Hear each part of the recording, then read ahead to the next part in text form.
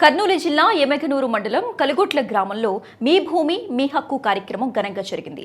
ఈ కార్యక్రమానికి ముఖ్య అతిథిగా వచ్చిన సీఎం చంద్రబాబు నాయుడు రాజముద్రతో ఉన్న పట్టాదారు పాస పుస్తకాలను రైతులకు పంపిణీ చేశారు. ఈ సందర్భంగా సీఎం చంద్రబాబు మాట్లాడుతూ దేశానికి అన్నం పెట్టే రైతు భూముల రక్షణ తమ బాధ్యత అని భరోసా ఇచ్చారు. భూమిపై ఇతరులెవరూ కన్నేయకుండా ప్రజలకు సర్వ హక్కులు కల్పించామని సీఎం తెలిపారు. లంచాల వ్యవస్థకు స్వస్తి చెప్పాలని ఈ కార్యక్రమానికి శ్రీకారం చుట్టామన్నారు.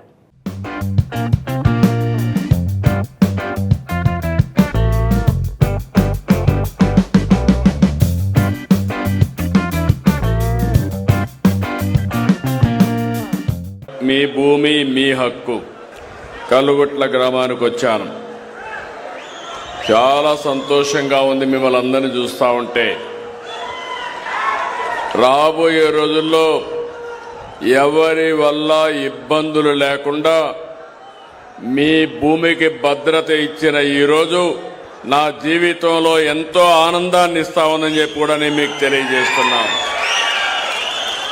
ఒక ఆస్తే కాదు, జీవనాధారం, కుటుంబానికి భద్రత, భవిష్యత్తుకు నమ్మకం. ఒక రైతు తన బిడ్డల్ని ఎంత ప్రేమిస్తాడో భూమిని అంతే ప్రేమిస్తాడు. నిద్ర లేస్తే భూమి దగ్గరికి పోకపోతే, భూమిని చూడకపోతే రాత్రి నిద్ర రాదు. దేశానికి తిండి పెట్టింది రైతు, అన్నదాత. కరోనా అప్పుడు అందరూ హాలిడే తీసుకున్నారు, కానీ మా రైతులు మాత్రం హాలిడే తీసుకోకుండా దేశానికి అన్నం పెట్టింది రైతన్న అని చెప్పి మరొకసారి విజ్ఞప్తి చేస్తున్నా. ఆ అనుబంధం ఎవరు చెరపలేనిది. మన రాష్ట్రం వ్యవసాయ ఆధార రాష్ట్రం. దీనివల్ల ఎక్కువ మంది భూమిపైనే ఆధారపడతారు. నేను అందుకే స్పష్టంగా ఆలోచించాను. ఒకటి, మీ భూమి. మళ్ళీ నేను విషయాలు చెప్తాను. దానికి కావలసిన నీరు ఇవ్వడం, అదేవిధంగా సాగు కూడా. ఎందుకంటే మనం అందరం గుర్తుపెట్టుకోవాలి, నిన్న కూడా ఒక మీటింగ్ పెట్టుకొని సాగునీటి సంఘాల మీటింగులు పెట్టుకొని నేను ఎక్కడికక్కడ సమీక్షలు చేస్తున్నాను. నా జీవితంలో ఒకటే కోరిక, ప్రతి ఎకరాకు నీళ్లు ఇవ్వాలి.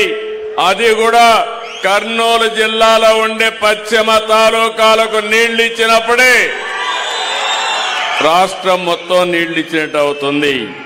పుష్కలంగా ప్రతి ఒక్క ఎకరాకు నీరు, లాభాలు తెచ్చే సాగు, రైతు అప్పుల పాలయ్యే సాగు కాదు. పంటల విధానం మారుతా ఉంది, టెక్నాలజీ వచ్చింది. దీనికి అనుగుణంగా నేను కూడా ముందుకెళ్తున్నాను. అందుకని మీ అందరి సహకారం అవసరం అని చెప్పి కూడా నేను మీకు తెలియజేస్తున్నా. జనవరితో ప్రారంభించాను, ఫిబ్రవరిలో రెండోసారి వచ్చాను, మళ్ళా మార్చిలో వస్తా. డిసెంబర్ వరకు ఇదే పని మీద ఉండి మీ భూమికి భద్రత ఇచ్చే బాధ్యత నాదని రాష్ట్రంలో ఉండే అందరికీ విజ్ఞప్తి చేస్తున్నా.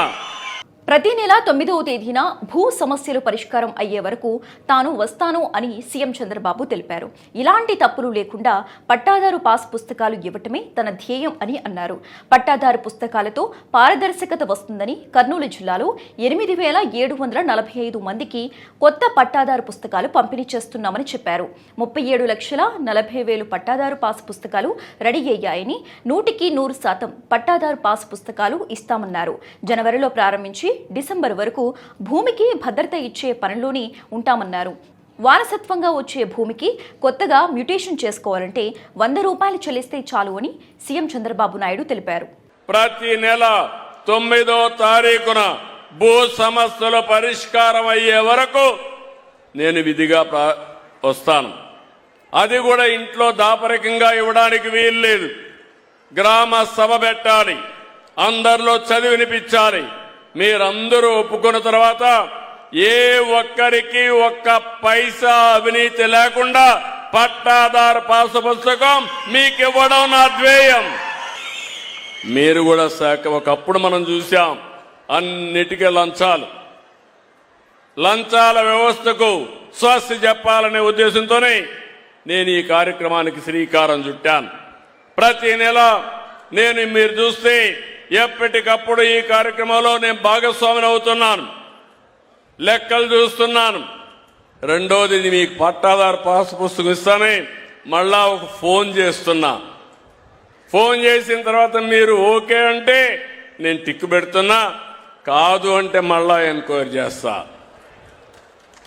దీనివల్ల ఒక ట్రాన్స్పరెన్సీ వస్తుంది. ప్రభుత్వ యంత్రాంగంలో ఒక జవాబుదారితనం వస్తుంది. ఈరోజు ఈ నెలలో మీరు ఒకసారి చూస్తే 279 గ్రామాల్లో ఈ నెలలో మన పట్టాదారు పాస్ పుస్తకాలు ఇస్తున్నాం. 1,16,870 మందికి పాస్ బుక్కులు సిద్ధంగా ఉన్నాయి. 91,038 మందికి పుస్తకాలు ఇప్పటికి పూర్తయినాయి. ఈరోజు నాతో కూడా పూర్తయినాయి, జిల్లాల్లో పూర్తి చేశాం. కర్నూలు జిల్లాలో 8,347 మందికి కొత్త పట్టాదారు పాస్ పుస్తకాలు ఇస్తున్నాం. మీ ఊర్లో మీరు చూస్తే 1,178 కొత్త పాస్ పుస్తకాలని పంపిణీ చేశాం. ఇప్పుడే ఎంఆర్ఓని అడిగా, మీ యొక్క విఈఓని అడిగా, విఆర్ఓని, ఇంకా సమస్యలున్నాయంటే 100% పట్టాదారు పాస్ పుస్తకాలు రాజముద్రలో ఈ గ్రామంలో ఇచ్చాం. అది చాలా తృప్తిని ఇస్తుంది. ఇది కాకుండా మీరు చూస్తే ఇప్పటి వరకు 37,40,000 పట్టాదారు పాస్ పుస్తకాలు రెడీ అయినాయి. ఇందులో 19 లక్షలు డిస్ట్రిబ్యూట్ చేశాం. ఇంకా 18,40,000 ఏప్రిల్ లోపల డిస్ట్రిబ్యూట్ చేస్తాం. ఇవి కాకుండా 9,500 గ్రామాల్లో సర్వే చేయాలి. అవి చేస్తే 62 లక్షల మందికి కొత్తగా ఇచ్చే అవకాశం వస్తుంది. ఈ 60 లక్షలు, ఈ 37 లక్షలు ఇస్తే మొత్తం 100% ప్రతి ఒక్కరికి పట్టాదారు పాసు పుస్తకాలు ఇచ్చి అక్కడి నుంచి రాష్ట్రంలో భూ వివాదాలు లేని రాష్ట్రంగా అనౌన్స్ చేసే బాధ్యత నేను తీసుకుంటానని మీ అందరికీ తెలియజేస్తున్నా. నేను మిమ్మల్ని కూడా ఒకటే కోరుతున్నా.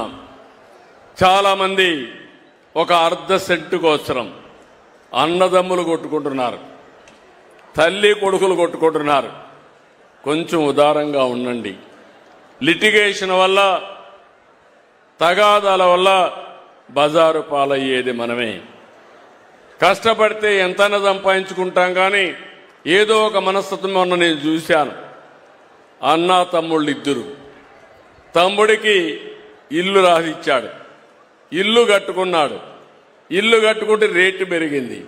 ఇప్పుడు నాకు ఆ ఇల్లు కావాలని అన్న తమ్ముడి మీద గొడవ పెట్టుకొని మా ఇంటి దగ్గరకు వచ్చి ఆత్మహత్య చేసుకునే పరిస్థితికి వచ్చాడు, ఆత్మహత్య ప్రయత్నం చేసుకునే పరిస్థితికి వచ్చారు. అంటే మెంటల్గా మనందరం కూడా కావాలని ఏదైనా కానీ పట్టుబడతాం. ఆ పట్టు వల్ల కూడా జీవితాలు నాశనం అవుతాయి, బజారు పాలవుతాం. ఆ విషయం మీరు గుర్తుపెట్టుకోవాల్సిందిగా మిమ్మల్ని అందరినీ కోరుతున్నా. భవిష్యత్తులో ఏదైనా కొత్తగా మీరు మెడిటేషన్ చేసుకోవాలన్నా, మొన్నే మీరు చెప్పాం, మీ వారసత్వంగా వచ్చే భూమి మీరు చేసుకోవాలంటే 100 రూపాయలు కట్టి దర్జాగా మీ పేరుతో ట్రాన్స్ఫర్ చేసే వస్తువు కూడా ఇచ్చేసాం. ఇంకో పక్క ఎక్కువ మొత్తం అయితే వాళ్ళకు 1000 రూపాయలే పెట్టాం. వారసత్వంగా వచ్చే భూమికి ట్యాక్సేషన్ పెట్టకూడదనే ఉద్దేశంతోనే నేను ఈ కార్యక్రమానికి శ్రీకారం చుట్టాను. భూమి విషయం అయిన తర్వాత నాకు ప్రధానంగా వచ్చిన సమస్య, ఈరోజు మీరందరూ గుర్తుపెట్టుకోవాల్సిన అవసరం ఉంది, నీరు. ఈరోజు ఈ సమస్య పరిష్కారం చేస్తాను. నీటి సమస్య చూస్తే ఎక్కువగా మన జిల్లా కర్నూలు జిల్లా. నాకు అన్ని జిల్లాలు సునాయాసంగా సమస్య పరిష్కారం చేయగలుగుతాను. ఇటీవల నేను ముఖ్యమంత్రి అయిన తర్వాత సమస్యలు వస్తున్నాయంటే, అర్జీలు వస్తున్నాయంటే 180% భూ సమస్యలు. ఈ దుర్మార్గులు ఏం చేశారంటే, మీ భూమి మీద ఉంటే ఆ ఊరిలో ఒక చోటా నాయకుడు ఉంటాడు, ఆ చోటా నాయకుడు కూడా ఒక రౌడీ. వాళ్ళు మీ భూమి అడుగుతారు, మీరు ఇవ్వనంటే రికార్డులో 22A కింద పెడతారు. మీ భూమి 22A కింద రికార్డులో పెడితే ప్రభుత్వ భూమి అయిపోతుంది. అంటే మీరు ఒప్పుకుంటే తక్కువ ధరకిస్తే మీరు లావాదేవీలు అవుతాయి, ఒప్పుకోకపోతే ప్రభుత్వ భూమి అయిపోతుంది. ఇట్లా కొన్ని లక్షల ఎకరాలు ప్రైవేటు భూముల్ని ప్రభుత్వ భూములుగా పెట్టేశారు. ఒక ఉదాహరణ చెప్తున్నా, ఇవన్నీ చాలా వచ్చాయి మాకు. నిన్నే ఒక అతను వస్తే షాక్ అయ్యా. దీనికి సమాధానం చెప్పమని వైఎస్ఆర్ కాంగ్రెస్ నాయకుల్ని ఆనాటి ముఖ్యమంత్రిని కోరుతున్నాం. ఈరోజు మీరు చూస్తే ఒక అతను వచ్చి తాడేపల్లి ప్యాలెస్ కట్టుకున్నాడు. ఆయన తప్పేం లేదు, ఇల్లు కట్టుకున్నాడు, బాగానే ఉంది. ఆయన ఇల్లు కట్టుకుంటే ఆయనకు ఒక హెలిప్యాడ్ కావాల్సి వచ్చింది. హెలిప్యాడ్ కావాల్సి ఏం చేయాలి? భూమైనా కొనుక్కోవాలి, లేకుంటే వేరే వాళ్ళ దగ్గర తీసుకోవాలి. వాళ్ళు ఒప్పుకుంటే నువ్వు హెలిప్యాడ్ వేసుకోవాలి. ఆ పక్కన ఒక 10 ఎకరాలు ఉంటే ఆ 10 ఎకరాలు భూమి అడిగాడు. ఆ 10 ఎకరాలు ఇస్తే మేము ఇవ్వమన్నారు వాళ్ళు. ఇస్తే మళ్ళా ఏమవుతుందని 75 సంవత్సరాల డాక్యుమెంట్స్ ఉన్నాయి. వాళ్ళ ఆధీనంలో భూమి ఉంది. భూమి కాంపౌండ్ వాళ్ళు కట్టుకున్నారు. ఒక ఫైన్ మార్నింగ్, ఒక ఉదయంలో అక్కడ బలవంతంగా హెలిప్యాడ్ వచ్చింది. హెలిప్యాడ్ వేసిన తర్వాత రికార్డులు చూసుకున్నాడు. రికార్డులు చూసుకుంటే ఆయన పేరు లేదు, దాని మీద 22A పెట్టారు. అది ప్రభుత్వ భూమి అయిపోయింది. అది ప్రభుత్వ భూమి చేసి ఈయన అనుభవించుకోవడం మొదలుపెట్టాడు. అంటే ఏం తమ్ముళ్ళు విచిత్రం చూశారా? ఇదే డాక్యుమెంట్. కూటమి ప్రభుత్వం అధికారంలోకి వచ్చి రాగానే ల్యాండ్ టైటిలింగ్ యాక్ట్ ను రద్దు చేశామని చెప్పారు సీఎం. రైతుల భూములపై ఎవరూ కన్నేయకుండా సర్వ హక్కులు కల్పించామని, రాజముద్రతో పట్టాదారు పాస్ పుస్తకాలను అందజేస్తున్నామని సీఎం చంద్రబాబు తెలిపారు. గతంలో భూ సమస్యల ఫిర్యాదులు ఇబ్బడి ముబ్బడిగా వచ్చాయన్నారు. ఇప్పుడు మీ భూమిని ఎవరి పేరుతోనైనా మారిస్తే వెంటనే తెలిసిపోతుందన్నారు. క్యూఆర్ కోడ్ వల్ల మీ ఫోన్లోనే మీరు చూసుకోవచ్చని చెప్పారు. మీ రికార్డులన్నీ కంప్యూటర్లో భద్రంగా ఉన్నాయని భరోసా ఇచ్చారు. ఎవరైనా ట్యాంపర్ చేస్తే నేరుగా జైలుకే పంపిస్తామని, ఎవరినీ వదిలిపెట్టేది లేదన్నారు. అవసరమైతే పీడీ యాక్ట్ పెట్టి కఠినంగా శిక్షిస్తామని సీఎం స్పష్టం చేశారు. ఈ రోజు నేను ఇచ్చింది మొట్టమొదటిసారిగా ల్యాండ్ టైటిలింగ్ యాక్ట్ రద్దు చేశాను. రెండవది క్యూఆర్ కోడ్ పెట్టాను. క్యూఆర్ కోడ్ వల్ల మీ ఫోన్లో మీరు చూసుకుంటే ఎన్నిసార్లైనా చూసుకోవచ్చు. ఉదయం ఒకసారి, సాయంత్రం కూడా నిద్రపోయే మునుపు మళ్ళా చూసుకోవచ్చు. మీ భూమి ఎక్కడుందో మీకు అర్థం అవుతుంది. ఎవరైనా కానీ మారిస్తే మీరు ఇమ్మీడియట్గా యాక్ట్ చేసే పరిస్థితి వస్తుంది.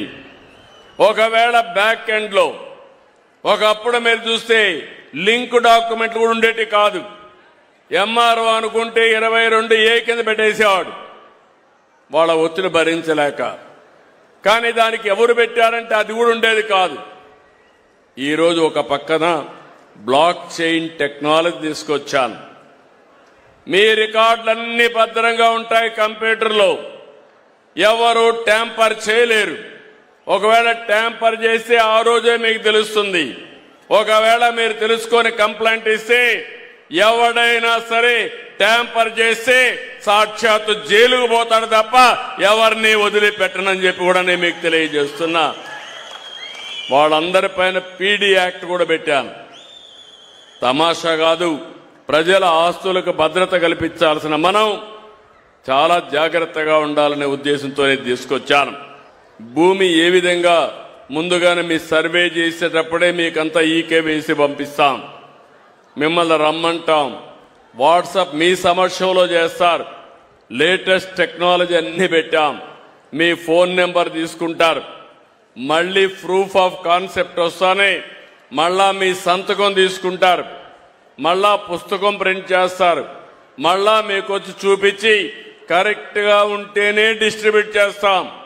ఎక్కడ ఒక్క చిన్న తప్పున్నా మళ్ళీ ఆ పుస్తకాన్ని చించేసి కొత్త పుస్తకం ఫుల్ ప్రూఫ్ గా ఒక చిన్న స్పెల్లింగ్ మిస్ లేకుండా మీకు ఇచ్చే బాధ్యత నాదని మరొకసారి మీ అందరికీ హామీ ఇస్తున్నా.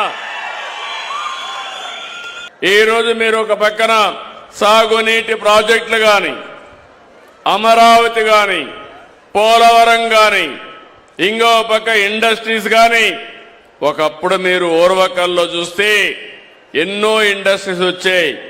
ఓర్వకల్ని సర్వనాశనం చేసి ఇండస్ట్రీస్ రాకపోతే ఈరోజు పరిశ్రమలు వచ్చే పరిస్థితికి వచ్చాయి. అదే మరిగా ఈరోజు అతి ముఖ్యమైన సమస్య మనం మాట్లాడుకుంటున్నాం. భూమి. మీ తాత ముత్తాతలు మీకు ఇచ్చిన ఆస్తి, వారసత్వంగా వచ్చిన ఆస్తి. నేను ఎన్నికల ముందు చెప్పాను, మీ భూమి మీద వేరే వాళ్ళ ఫోటో వేయడం ఏంటి? మీరిచ్చారా? మీ తాత ఇచ్చాడా? మీ ముత్తాత ఇచ్చాడా? ఎవరిది ఆ భూమి? మీ కష్టార్జితం మీ నాన్నిచ్చాడు, మీ తాత ఇచ్చాడు. వారసత్వంగా మీకు వచ్చిన భూమి, ఆ భూమి మీద ఆయన ఫోటో. అంటే ఏమనుకున్నాను? నేను చెప్పాను, ఇది మంచి పద్ధతి కాదు. అందుకే ఈరోజు మీరు చూస్తున్నారు, నేను ఇచ్చిన పట్టాదారు పాస్బుక్ చూస్తే రాజముద్రతో ఎవ్వరు కూడా ట్యాంపర్ చేయకుండా ఫుల్ ప్రూఫ్ గా మీకు ఇస్తాను. ఇచ్చానా లేదా అని మిమ్మల్ని అడుగుతున్నా. అంటే ఒక దురుద్దేశం ఉంది దీంట్లో, మీరు గుర్తుపెట్టుకోవాలి. మళ్ళీ మర్చిపోతే కష్టాలు మళ్ళా వస్తాయి. ఆ రోజు వాళ్ళు ఆలోచించింది తప్పుడు విధానాల ద్వారా మిమ్మల్ని బానిసలుగా చేయాలని ఆలోచించారు. అంటే ఒక ల్యాండ్ టైటిలింగ్ యాక్ట్ ఒకటి తెచ్చారు. మీ భూములన్నీ ఒక ల్యాండ్ టైటిలింగ్ పరిధిలోకి తీసుకొచ్చి ఎక్కడన్నా విభేదాలుంటే ఎవ్వరికి అప్పీల్ చేయడానికి హైకోర్టుకే పోవాలి.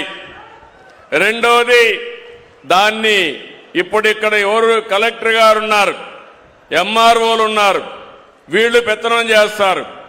ఆ రోజు అట్టు కాకుండా ఆయన సొంత మనుషులు పెట్టుకున్నాడు పులివెందల్ని తెచ్చి. అంటే మీ జుట్టు ఆయన చేతుల్లో పెట్టుకున్నాడు. మీరు ఎప్పుడన్నా కానీ ఓటేయకపోతే జుట్టు బట్టి లాగడానికి, జుట్టు పీకడానికి ఆ రోజు ప్రయత్నం చేశాడు. అవునా కాదా అని అడుగుతున్నా. నేను ఆ రోజు చెప్పాను, ఇది అన్యాయం అని చెప్పాను. మూడోది, మీ పొలం గట్ల దగ్గర సర్వే నెంబర్ రాళ్లేస్తే గెలాక్సీ గ్రెనేడ్ తీసుకొచ్చి ఆయన బొమ్మ వేసుకుని ఇంట్లో పట్టాదారు పాస్ పుస్తకం ఆయన ఫోటో చూడాలి, పిల్లలు స్కూలుకు పోతే ఆయన ఫోటో చూడాలి, భూమి దగ్గరికి పోతే ఆయన ఫోటో చూడాలి. ఇది శాడిజం కాకపోతే ఏంటి తమ్ముళ్ళు అని మిమ్మల్ని అడుగుతున్నా. అవునా కాదా అని మిమ్మల్ని అడుగుతున్నా. 700 కోట్ల రూపాయలు సర్వే రాళ్లకు తగలేసిన పెద్ద మనిషి మొత్తం వ్యవస్థను భ్రష్టు పట్టించారు.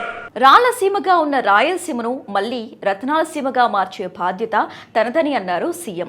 రాయలసీమను సస్యశ్యామలం చేసి ప్రపంచానికి హార్టికల్చర్ హబ్ గా తీర్చిదిద్దామన్నారు. నీళ్లు ఇస్తే బంగారం పండించే భూములు ఇక్కడ ఉన్నాయన్నారు. ఒకప్పుడు కరువు జిల్లా అయిన అనంతపురాన్ని ఇప్పుడు ఉద్యానవనంగా తయారు చేస్తున్నామని తెలిపారు. దేశంలో అధిక మొత్తంలో పండ్లు పండే ప్రాంతం ఏదైనా ఉంది అంటే అది రాయలసీమే అని తెలిపారు. ఇది టీడీపీ చూపించిన చొరవ అని చెప్పారు. ఒకప్పుడు రాయలసీమ రాళ్లసీమ, ఒకప్పుడు కృష్ణదేవరాయలు ఉన్నప్పుడు రత్నాలసీమ. అలాంటిది ఈరోజు చూస్తే రాళ్లసీమగా మారిపోయి ఎడారిగా మారిపోయే పరిస్థితి వచ్చింది. రాయలసీమలో ఉండే మీరందరూ గుర్తుపెట్టుకోవాలి, మొట్టమొదటిసారిగా ఈ రాయలసీమకు న్యాయం జరగాలని ఆలోచించిన వ్యక్తి నందమూరి తారక రామారావు గారు. ఆ రోజు కృష్ణా నీళ్లు నేరుగా సముద్రంలోకి పోయేటివి. చెన్నైకి నీళ్లు ఇవ్వాలంటే, చెన్నైకి నీళ్లు పైప్ లైన్లు ఇవ్వాలంటే ఇస్తాము, కానీ పైప్ లైన్ కాదు, కాలువల ద్వారా ఇస్తాం. నా రాయలసీమకు నీళ్లు ఇచ్చిన తర్వాత చెన్నైకి కూడా నీళ్లు ఇస్తానని చెప్పిన ఏకైక వ్యక్తి నందమూరి తారక రామారావు గారు. కృష్ణా జలాలు బచావత్ అవార్డులో ప్రాజెక్టులు కట్టుకునే అవకాశం ఉంది. మిగులు నీరు మన హక్కు అని చెప్పి అంద్రి నీవా, తెలుగు గంగా, నగిరి గాలేరు ఇలాంటి నదులన్నీ కూడా అనుసంధానం చేసి అనేక ప్రాజెక్టులు తీసుకొచ్చిన వ్యక్తి ఎన్టీ రామారావు గారు. ఈరోజు నేను ఒకటి ఆలోచించాను, నదుల అనుసంధానం చేసి రాయలసీమని సస్యశ్యామలం చేస్తాను.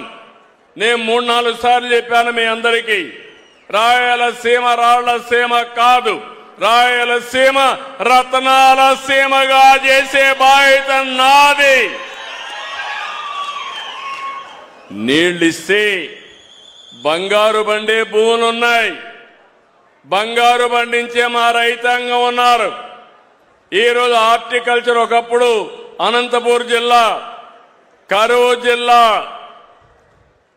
10 ఏళ్లు వేరుశెనగేస్తే 2 ఏళ్లే పంట వచ్చేది. నేను ఎప్పుడు పోయినా ఒకటి అడిగేవాళ్ళు, పెట్టుబడి పెట్టాం, పెట్టుబడి కూడా తిరిగి రాలేదు, కనీసం దానికైనా సబ్సిడీ ఇవ్వమంటే మొట్టమొదటిసారిగా నేనే ఇన్పుట్ సబ్సిడీ ఇచ్చానని చెప్పి కూడా నేను మీకు తెలియజేస్తున్నా.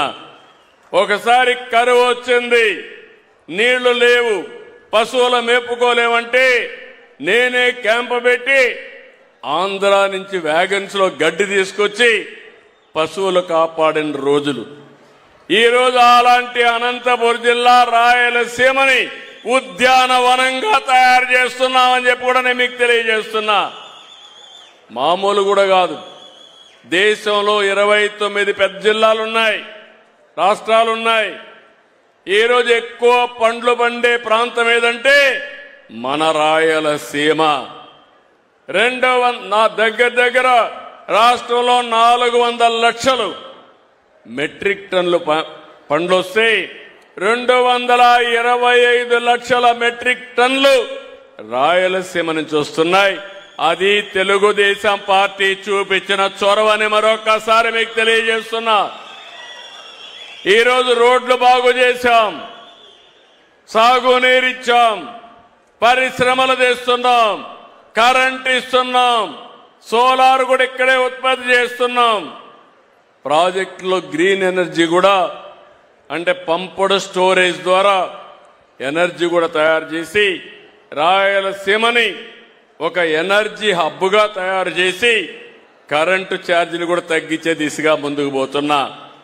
మీరు ఒకసారి చూశారు, వైఎస్ఆర్ కాంగ్రెస్ పార్టీ ఉంటే ఎన్నిసార్లు పెంచారు తమ్ముళ్ళు కరెంటు ఛార్జీ? 8 సార్లు పెంచారు. 32,000 కోట్లు వేశారు, 1,15,000 కోట్ల రూపాయలు అప్పులు చేశారు. కరెంటు వ్యవస్థలను నష్టాల్లో కూరకపోయినాయి. ఇప్పుడు నేను కరెంటు ఛార్జీలు పెంచనని చెప్పాను, ఇప్పుడు మళ్లీ హామీ ఇస్తున్నా, భవిష్యత్తులో కూడా కరెంటు ఛార్జీలు పెంచనని మరొకసారి మీ అందరికీ హామీ ఇస్తున్నా.